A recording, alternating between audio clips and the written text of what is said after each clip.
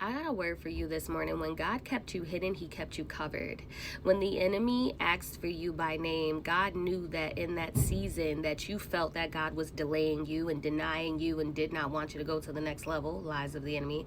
God knew that in that position, that if he exalted you at the time that you wanted to be exalted, the enemy was going to flatline you, take you out completely.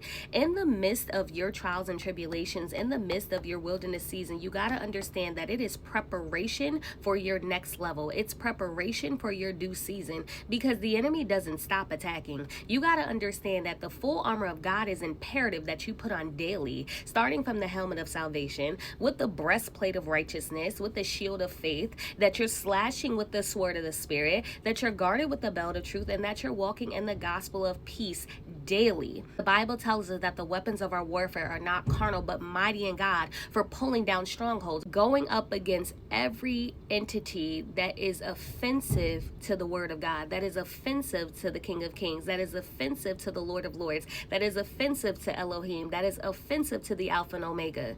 You got to understand that you have a unique identifier that has been placed on the inside of you. When God formed you long ago, he placed something unique on the inside of you that no one else possessed. That is the reason why you can only carry out the blessing. That is the reason why you're the only one that can carry out the plan. That is the reason why that you don't stop. That is the reason why that you're still overcoming things that you shouldn't have. That is the reason why the enemy continues to keep coming at you like a flood. But again, the Bible tells us that he comes at us in one ways, but he shall flee in 7 ways.